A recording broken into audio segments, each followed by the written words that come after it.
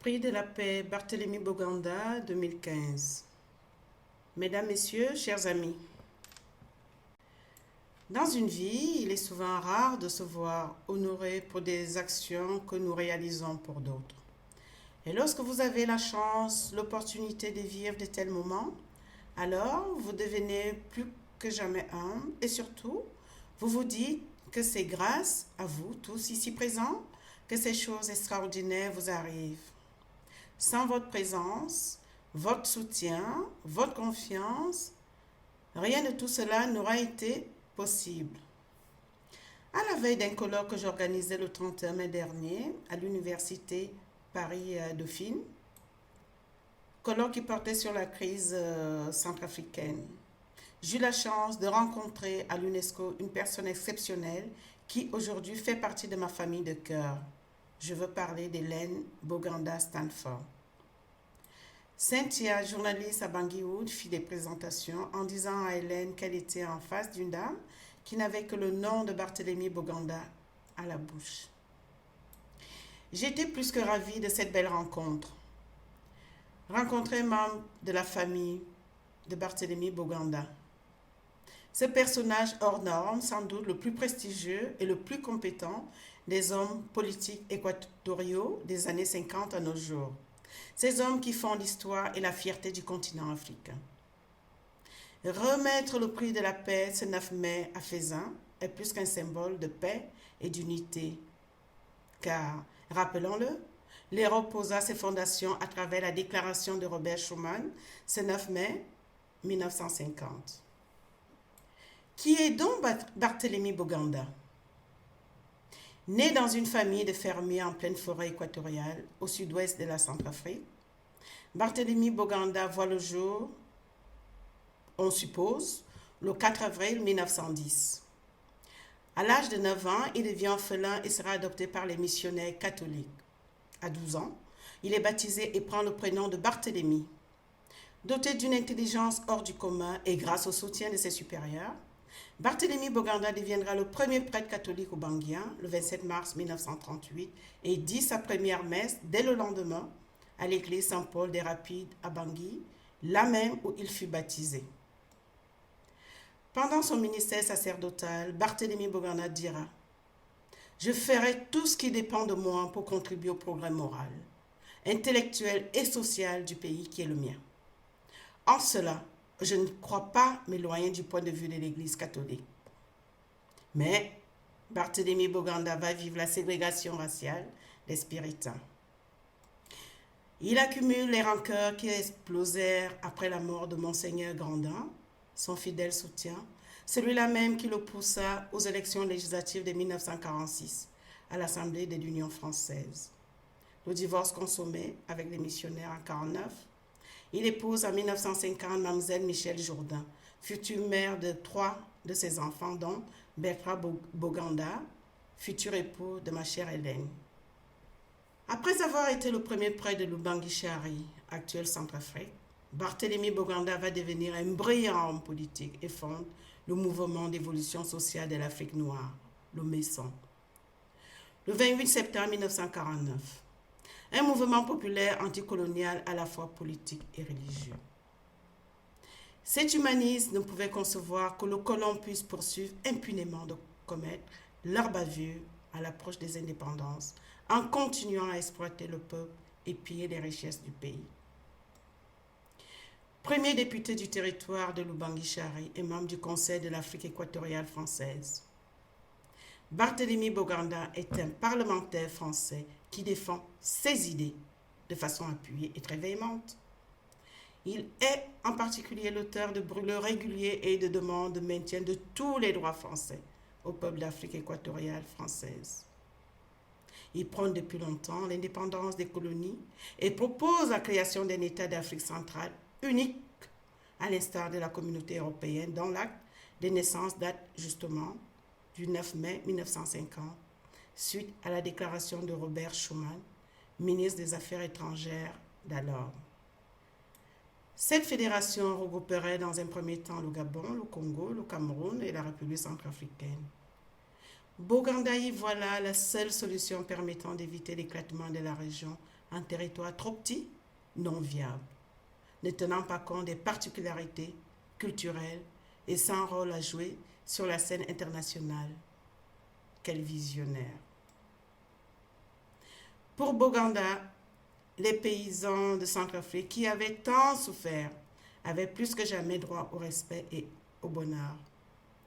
Ne s'écriait-il pas déjà, sans doute en référence à la Déclaration universelle des droits de l'homme de 1948, Zokwezo, tout homme est un homme. Il a les mêmes droits et devoirs que son frère homme, quelle que soit sa couleur, son statut social, son sexe. Face à l'échec de la mise en place d'une fédération des États d'Afrique centrale à cause des rivalités entre ses frères africains, une rivalité attisée et soutenue par les puissances coloniales de tous bords.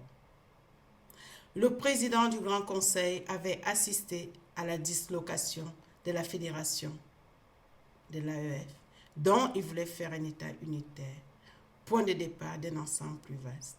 Il dira: les Africains qui ont dit oui à la France et à la communauté proposée par elle et non à l'unité africaine ont prouvé au monde qu'ils ne sont pas sincères vis-à-vis de la France, qu'ils trahiront à la première occasion comme ils ont trahi l'Afrique elle-même et par intérêt.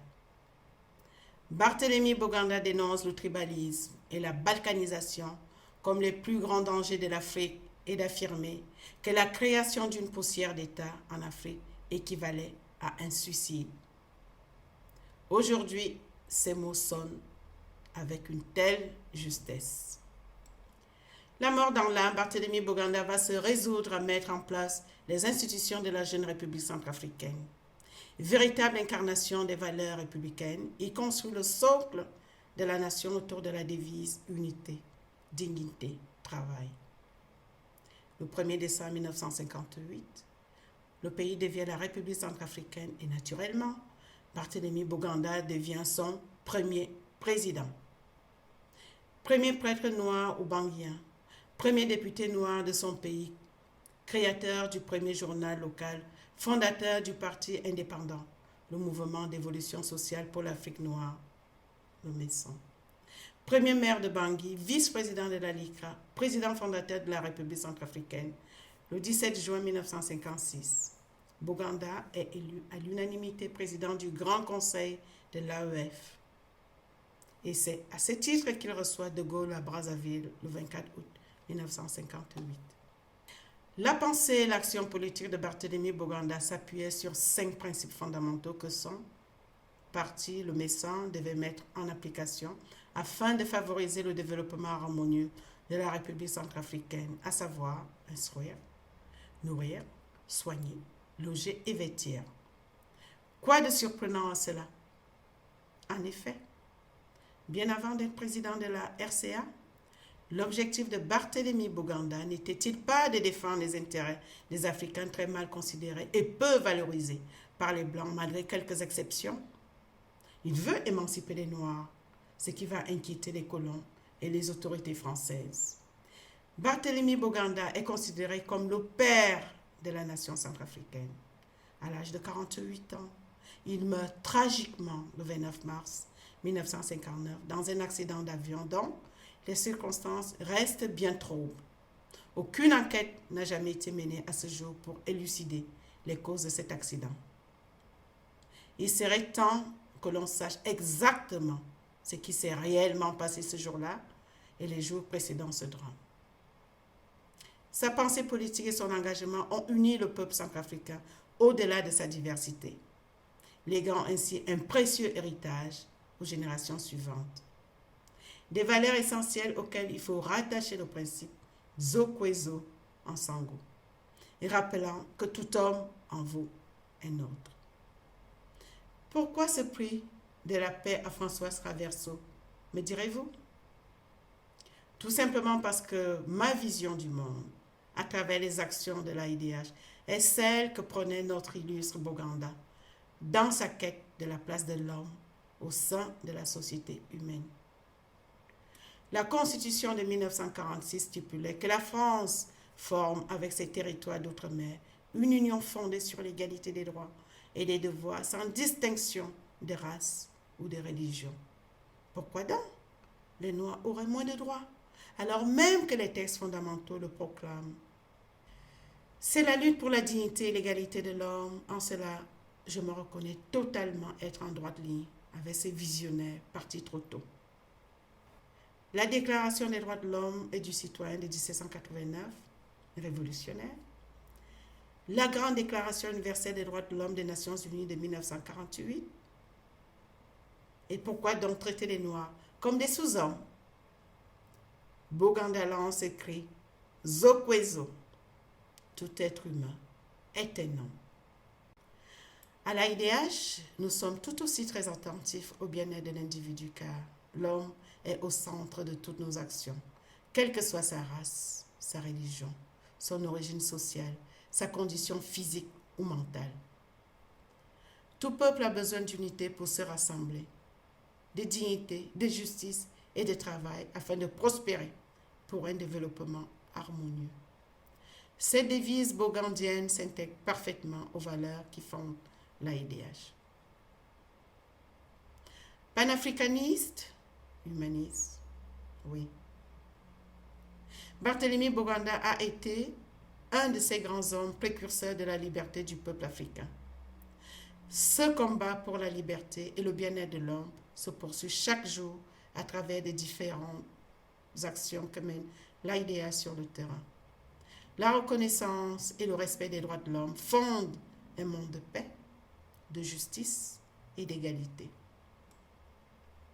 La méconnaissance et le mépris de ces droits conduisent fatalement à des actes de barbarie inhumaine et entraînent conflits et guerres. Ce troisième prix de la paix Barthélemy Boganda, que je partage avec mon cher Dieu merci Bozin Bomaya, est plus qu'un honneur pour moi et j'y associe naturellement toute mon équipe de l'AIDH, adhérents et sympathisants, sans lesquels nos actions de justice, de promotion des droits humains et de paix seraient difficiles à mener. J'associe également à ce prix tous ceux qui œuvrent pour la paix et le bien-être des autres. Je n'oublie pas ma famille, mon époux Alain, premier médecin de l'AIDH depuis ses débuts, et Marc, mon jeune webmaster. Je tiens à remercier la présidente de la République centrafricaine, Catherine Samba Panza, pour son soutien à l'AIDH, à l'occasion de la remise du troisième prix de la paix. Son implication montre, s'il en était besoin, que Barthélemy Boganda incarne à jamais la nation centrafricaine. À Daniel Hula, Faisan Europe, vous qui êtes à l'origine de ce prix de la paix, Barthélemy Boganda. Comment vous exprimer ma gratitude? Une idée ingénieuse pour un hommage éternel à ce grand humaniste, visionnaire d'exception que fut Barthélemy Boganda. À ma chère Hélène Boganda Stanford, je veux vous dire merci d'avoir contribué à immortaliser votre illustre et incomparable beau-père en acceptant la création de ce prix de la paix. Merci infiniment de m'avoir choisi. Une fierté et un honneur pour moi de faire désormais partie de cette grande famille Boganda. Pour se conscientiser, se construire, se développer, l'Afrique a besoin de voir à sa tête des Barthélemy Boganda. L'injustice contre une seule personne est une menace pour d'autres, disait-il. Quant à moi, je continuerai à être conforme à cette philosophie, à cette vision du monde, afin de contribuer à l'édification d'une société de justice et de paix entre les hommes et les nations. Je terminerai par ce proverbe éthiopien. Quand les toiles des araignées se réunissent, elles peuvent lier un lion.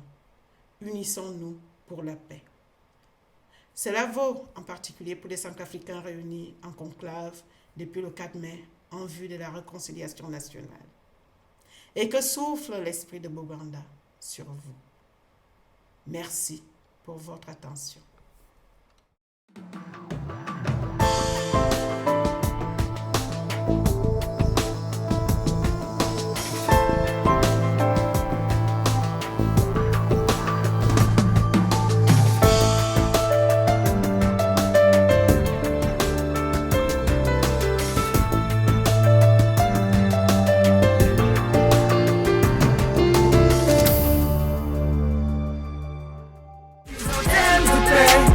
Angeles, culture de l'unité. Tel un lynx, comme un aigle, une mise en volée pour observer une douleur dans nos cœurs, une douceur dans nos mœurs. La bise, la glace, dans un rebol rejoint nos chrysanthèmes de paix. Angeles, culture de l'unité. Tel un lynx, comme un aigle, une mise en volée pour observer une douleur dans nos cœurs, une douceur dans nos mœurs. La bise, la glace, dans un on se compresse, tig, décompresse, ton becto sort de l'embox. À l'aube des équinoxes, enduré lorsqu'on désapprouve. Le génocide on désapprouve, l'infanticide on désapprouve. La circoncision sauvage on désapprouve, l'excision, outrage on désapprouve. Un lien barbare, info humanotique, geste génétique. Tartare, arrête le barbare. La 6ème marche est en place. La 7ème c'est celle qui arrache les attaches. Lynx, témoin des circonstances qui déclassent. Sur Zion, Sion, messager, le lion rugit. Force naturelle soumise aux lois des indécences. Le bison entame l'étape des efforts que l'on constate. De la bienveillance à constance, gère la confiance. Qui farouche sans amalgame, des flammes embrasent nos cases. Tous ces drames, on reste calme. La patience inébranlable, le code est chrysanthème de paix. Angeles, culture de l'unité. Tel un